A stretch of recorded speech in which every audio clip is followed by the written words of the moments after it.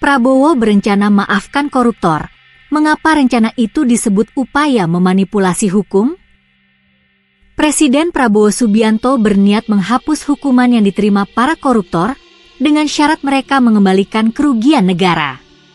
Rencana itu tidak masuk akal karena konsep pengampunan terpidana korupsi tidak ada dalam sistem hukum Indonesia, kata pakar hukum Bivitri Susanti. Wacana apa yang sebenarnya digagas Prabowo? Mengapa rencana itu dinilai sebagai upaya memanipulasi hukum? Apa yang dikatakan Prabowo? Hai para koruptor atau yang merasa pernah mencuri dari rakyat, kalau kau kembalikan yang kau curi, ya mungkin kami maafkan, kata Prabowo dalam pertemuan dengan pelajar Indonesia di Kairo, Mesir, 18 Desember lalu. Tapi kembalikan dong. Nanti kita beri kesempatan cara mengembalikannya, bisa diam-diam supaya tidak ketahuan, ujarnya. Prabowo tidak menjelaskan secara detail wacananya memaafkan orang-orang yang sudah dijatuhi pidana dalam kasus korupsi.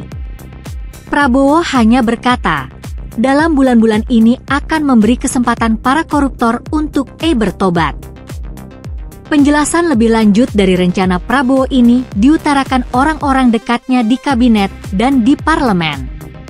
Wacana memaafkan koruptor adalah bagian dari kebijakan pemberian amnesti dan abolisi kepada setidaknya 44.000 narapidana. Pernyataan itu dikatakan Menteri Koordinator Hak Asasi Manusia, Imigrasi, dan Pemasyarakatan, Yusril Iza Mahendra, dalam keterangan tertulis yang dia bagikan kepada pers 19 Desember lalu.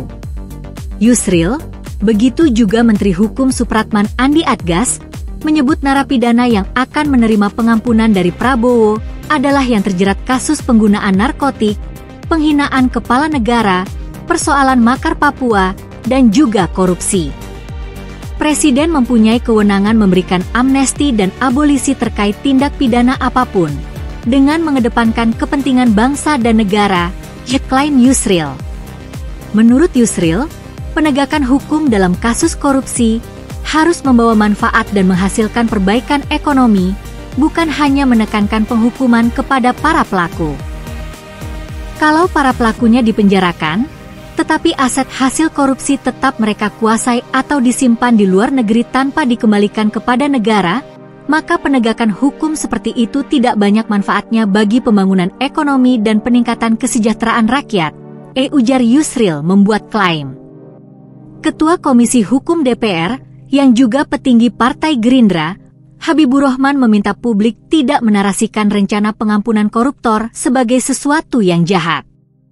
Kalau orang melakukan pidana, lalu dia kooperatif mengakui kesalahan, mengembalikan hasil kejahatan, tentu itu akan menjadi hal yang akan meringankan, kata Habibur Rahman di Gedung DPR, Jakarta, 19 Desember lalu.